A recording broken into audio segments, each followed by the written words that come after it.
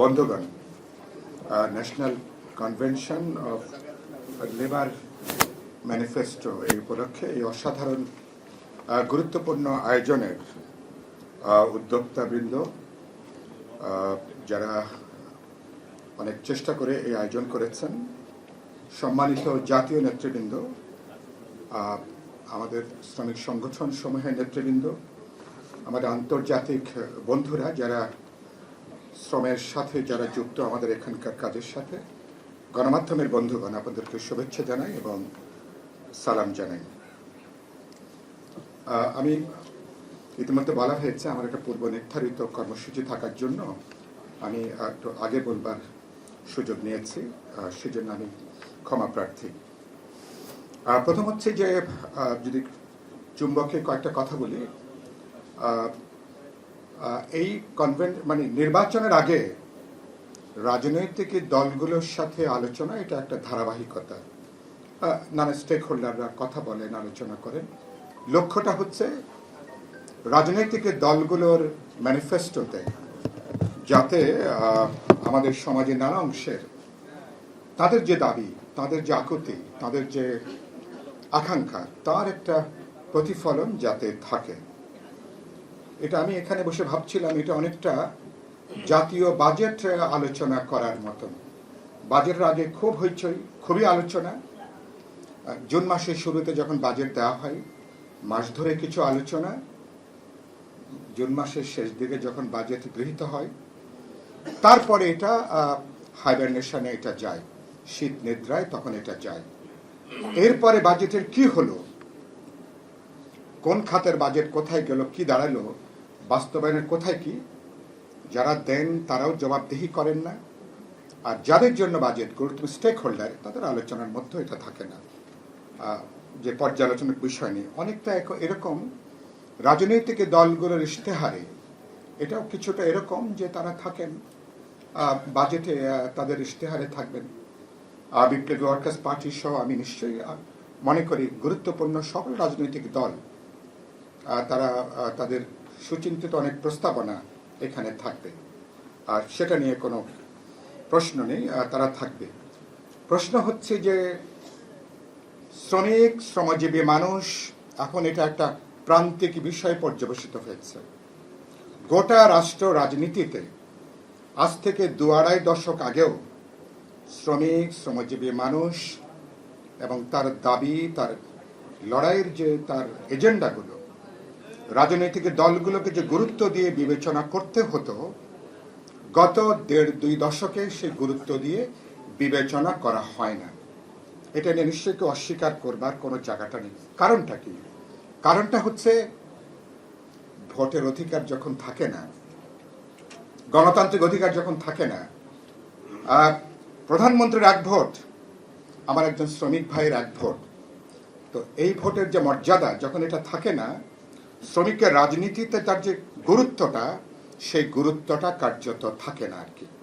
আগে অন্তত পক্ষে 5 বছর পর পর বা ভোটের সময় এলে শ্রমিকের কাছে যাওয়া, কথা বলা, তার সমর্থন, তার বাঁচার দাবি কি ভাই বলে জড়িয়ে ধরা বা মা বলে তারপরে কদমবুচি করা, তো এখন তো গত ১.৫-২ দশকে এটার কোনো দরকার হয়নি। আসল জায়গাটা হচ্ছে এইখানে। ফলে ওনারা বহু বছর আমাদের রাজনৈতিক ইতিহাসে, আমাদের রাজনৈতিক একেবারে পাকিস্তানি জমানা থেকে শুরু করে মুক্তিযুদ্ধের আগে, বিশেষ করে ৬৯-এর গণঅভ্যুত্থানের পর থেকে শ্রমিক শ্রেণী অসাধারণ গুরুত্বপূর্ণ ভূমিকা পালন করে এসছেন রাষ্ট্র রাজনীতিতে। গত ১.৫ দশকে যত দিন গেছে, রাষ্ট্র রাজনীতিতে শ্রমিকের ভূমিকা, রাজনৈতিক দলগুলোর মনোযোগ, অগ্রাধিকার তত বেশি হ্রাস পেয়েছে। ভোটের অধিকার নাই, গণতান্ত্রিক অধিকার নাই। সে এখন নির্বাচন বা ভোট কেন্দ্রিক রাজনীতিতে আগের মতন ভূমিকাটা নাই। এবং এবার যদি ভোট দেবার যদি সুযোগ যেটা তৈরি হয়েছে, আশা করি 12 ফেব্রুয়ারি হলে, যে কারণের জন্য এখন বিভিন্ন রাজনৈতিক দল বা সংগঠনকে তারা যদি জায়গার বিবেচনার মধ্যে নেন যে শ্রমিকরা ভোট দিতে পারবে, আমার বিত্তবানদের ভোটের যে মূল্য, আমার একজন শ্রমিকের ভোটের একই মূল্য, তো এই ভোটটা, এই ভোট না থাকাতে শ্রমজীবী মানুষ আরো অধিকারহীন হয়েছে, শ্রমিক আরো প্রান্তিক জায়গায় গেছে, গরিব থেকে আরো গরিব হয়েছে। সবচেয়ে বেশি ক্ষতিগ্রস্ত হয়েছে ভোট অধিকার না থাকাতে, গণঅধিকার না থাকাতে শ্রমিক, শ্রমজীবী মানুষ। এই সত্যটাকে আগে আমরা বিবেচনার মধ্যে আমরা নিই, ফলে তার অধিকারের জায়গাটা, এই জায়গাটাকে আমরা একটু এটাকে বিবেচনার মধ্যে আমরা রাখি। দুই হচ্ছে, আমাদের এখানে একটা শ্রম সংস্কার কমিশন হয়েছে। আমাদের এই যে ভাই এখানে উত্থাপন করলেন, তারা অনেক দিন ধরে কাজ করেছেন, অনেকগুলো বিষয় তারা সামনে তারা নিয়ে এসছেন, এগুলো তারা অসাধারণ কাজ করেছেন। অন্তর্বর্তী সরকারকেও তারা এটা তারা দিয়েছেন।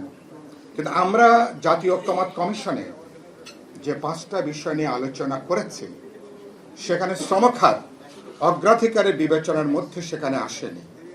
7.5 কোটি মানুষ যারা শ্রম বা শ্রমের সাথে যারা প্রত্যক্ষভাবে যুক্ত, জাতীয় অগ্রাধিকারের পর্যায়ে সেখানে আসেনি। এটা নিয়ে কোনো দেন দরবার, কোনো কথা বলা, কোনো উদ্যোগ নেওয়া, তাহলে এটাই তাহলে দেশের প্রায় অর্ধেক মানুষ যার সঙ্গে যুক্ত, সেটা আপনার কোনো জাতীয় অগ্রাধিকারের ভেতরেই নাই।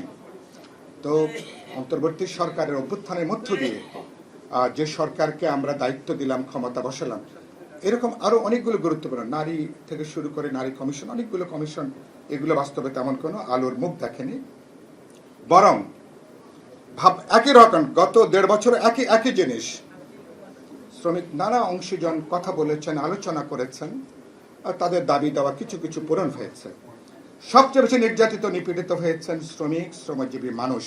লক্ষ লক্ষ শ্রমিকরা কাজ হারিয়েছেন গত এই 1.5 বছরের মাথায়। যে কাজ দেওয়ার দূরের কথা, বিনিয়োগ তো নাই, কার্যত অভ্যন্তরীণ বিনিয়োগও প্রায় বন্ধ। তাহলে আপনার বিনিয়োগের যে প্রশ্ন, বাইরের বিনিয়োগ তো কোনো প্রশ্নই ওঠেনি। অনেক চিৎকার আওয়াজ হয়েছে, কিন্তু বাস্তবে কাজের কাজ তেমন কিছু হয়নি। যাদের কাজ ছিল, কাজ হারিয়েছেন, নতুন কোনো কর্মসংস্থানের কোনো উদ্যোগ পর্যন্ত নাই। এবং এটা সরকারের অগ্রাধিকারের ভেতরও আমরা দেখিনি। খুব দুর্দিনে শ্রমিকদের একটু সাশ্রয় করা, মহার্ঘ ভাতা থেকে শুরু করে এই দুর্মূল্যের বাজারে কিভাবে বাঁচতে পারে, জাতীয় ন্যূনতম মজুরি কমিশন দূরের কথা, সাধারণভাবে অস্তিত্ব টিকে রাখবার জন্য রাজনৈতিক, বিশেষ করে শ্রমিক সংগঠনগুলো যে দাবি দেওয়া, সরকার এটাকে আমলের মধ্যেই তারা এটাকে নেয়নি। শ্রমিকের ন্যায্য দাবিকে, অধিকারকে তারা ষড়যন্ত্র মনে করে। আরে বাবা, আপনার শ্রমিকের দাবি, তো সেই দাবি যখন রাস্তায় নামে বলে কি কারখানার বিরুদ্ধে ষড়যন্ত্র চলছে। মানে একটা ষড়যন্ত্র তত্ত্ব, যে শ্রমিক যে কারখানা তাকে টিকিয়ে রাখে, তাকে বাঁচিয়ে রাখে, মজুরি দেয়, সচেতন শ্রমিক কখনো কারখানার বিরুদ্ধে তখনও তিনি কাজ করতে পারেন না। অথচ এখানে দেখি মালিক এবং সরকাররা মিলে সেখানে কিন্তু একাকার। এবং এই জায়গা থেকে আমি দেখছি যে বরঞ্চ এই সময়কালে শ্রমিকদের উপর নির্যাতন হয়েছে, নিপীড়ন হয়েছে, গুলি পর্যন্ত হয়েছে, শ্রমিকরা মারা পর্যন্ত গেছেন এই সময়কালে আর কি। তো এগুলো একটু বিবেচনার মধ্যে রেখে যখন আমরা এখন এখানে আলোচনা করছি, যখন ইস্তেহারে যুক্ত করব, এই প্রেক্ষিতটা একটু বিবেচনার মধ্যে থাকলে আমাদের জন্য ভালো। যেটা বলে কথাটা আমি শেষ করব, শ্রমিকের দাবি, তার অধিকার, এটা কোনো দয়া দাক্ষিণ্যের কোনো প্রশ্ন না, এটা আপনার কোনো কৃপা না, এটা আপনার কোনো দয়া না, এটা তার ন্যায্য হকের প্রশ্ন, তার ন্যায্য অধিকারের তার এখানে প্রশ্ন। তিনি শ্রমশক্তি তিনি বিক্রি করছেন, তিনি আপনার, কিন্তু বাস্তবে তাকে আপনি শ্রম দাসত্বের জীবনের দিকে তাকে আপনি ঠেলে দিয়েছেন। এই যে অমানবিক, প্রায় আদিম একটা পর্যায়ের মধ্য দিয়ে আজকে কাজ করছে, এর খোল নলচে পাল্টানো ছাড়া আমরা এই জায়গা থেকে বেরোতে পারবো না। আপনারা ম্যানিফেস্টো উপলক্ষে যে অসাধারণ এটা হাজির করেছেন, আমি আপনাদের উদ্দেশ্যের সাথে পুরোপুরি একমত। নিশ্চয়ই বিপ্লবী ওয়ার্কার্স পার্টি আমাদের যেটুকু শক্তি, সামর্থ্য, ক্ষমতা, আমাদের যেটুকু কাজ, এটাকে আমরা অবশ্যই অগ্রাধিকারের মধ্যে রাখবো।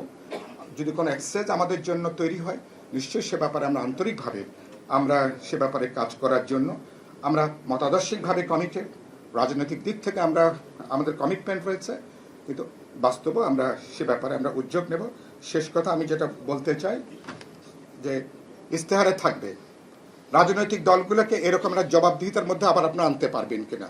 ধরেন 12ই ফেব্রুয়ারি ইলেকশন হলো, পার্লামেন্ট গঠিত হলো, নতুন একটা সরকার তারা আসলেন, এরপরে এই দলগুলো, যেই দলগুলোকে ইস্তেহারে আপনি এরকম ইস্তেহার হাজির করবেন, নির্বাচনের আগে এই দল যারা আপনারা পার্লামেন্টে আছেন, আপনাদের ইস্তেহারে এই বিষয়গুলো ছিল। আমি কনভেন্ট উদ্যোক্তার অনুরোধ করব, এরপরে আরেকটা, প্রতিটা দলকে ডাকেন, দলকে একটা জবাবদিহিতার মধ্যে আনেন। আপনি প্রথম 100 দিন, প্রথম 6 মাসের জন্য কি আপনি করছেন এই 7.5 কোটি মানুষের জন্য, 1 বছর পর পর সেটাকে পর্যালোচনা, এই জবাবদিহিতার মধ্যে যদি আনতে পারেন, যদি ধরতে পারেন, তাহলে পরিস্থিতির কিছুটা উন্নতি হবার সম্ভাবনা আছে। নাহলে যে বললাম, জাতীয় বাজেট প্রণয়নের মতন হইচই হবে, তারপর এটা নিয়ে আর কোনো আলোচনা হবে না। চলুন আমরা জবাবদিহিতার মধ্যে আনি, আমাদের কমিটমেন্টটাকে হাতে কলমে বাস্তবে আমরা কি পদক্ষেপ গ্রহণ করছি, বৃক্ষ তোমার নাম কি, ফলে পরিচয়, সেই জায়গাটা যদি আমরা যাই। ফলে এখানে অনেক গুরুত্বপূর্ণ সুধীজন আছেন, রাজনৈতিক নেতৃবৃন্দ আছেন, আমি আর সময় নেব না, আপনারা নিশ্চয়ই এগুলো বিবেচনার মধ্যে থাকবে। আমি এবার আশা করতে চাই, এই জনগোষ্ঠীকে বাদ দিয়ে গণতন্ত্র বলছেন, কল্যাণকামী রাষ্ট্র বলছেন, সবচেয়ে অধিকার বঞ্চিত মানুষের গণতন্ত্র যদি নিশ্চিত হয়, তার সামাজিক সুরক্ষা যদি নিশ্চিত না হয়, তাহলে আপনার অধিকার কিন্তু সুরক্ষিত না। আপনার যে অধিকার, আপনার যে নিরাপত্তা, পাশে যদি আগুন জ্বলে, শ্রমিকের পেটে আগুন জ্বললে, তাহলে আপনার পেটে কিন্তু খাবারটা কিন্তু যাওয়ার কথা না। কিন্তু এই বোধটাই হচ্ছে মানবিক বোধ, গণতান্ত্রিক বোধ, সাম্যের বোধ, কল্যাণের বোধ। এই বোধটা জাগিয়ে তুলতে পারাটাই হচ্ছে অভ্যুত্থানের বড় বিষয়। বৈষম্য বিরোধী আন্দোলন কিন্তু গত 1.5 বছরে বৈষম্য আরো বৃদ্ধি পেয়েছে, শোষণ বৃদ্ধি পেয়েছে, অমানবিকতা আরো বৃদ্ধি পেয়েছে। চলেন ও কোথাও কোথাও থেকে আমাদেরকে শুরু করতে হবে। আগামী ফেব্রুয়ারি নির্বাচনের মধ্য দিয়ে পপুলার ম্যান্ডেট নিয়ে মানুষ যদি তার পার্লামেন্ট নির্বাচন করতে পারে, জনপ্রতিনিধি ইলেক্ট করতে পারে, যদি একটা নির্বাচিত সরকার তৈরি করতে পারে যার জনগণের প্রতি কমিটমেন্ট আছে, দায়বদ্ধতা আছে, আমরা আশা করতে পারি। আর যদি কনস্ট্যান্টলি একটা সার্ভাইলেন্সের মধ্যে যদি আমরা রাখতে পারি সরকারকে, পার্লামেন্ট মেম্বারদেরকে, রাজনৈতিক দলগুলোকে, পরিস্থিতি কিছুর উন্নতি হতে পারে। চলেন সে ব্যাপারে আমরা একটা যৌথ উদ্যোগ নিই, দলগতভাবে নিই, যৌথভাবে নিই। কথা বলে আপনাদেরকে সালাম, শুভেচ্ছা, অভিবাদন জানিয়ে আমার এইটুকু বক্তব্য শেষ করছি। আসসালামু আলাইকুম।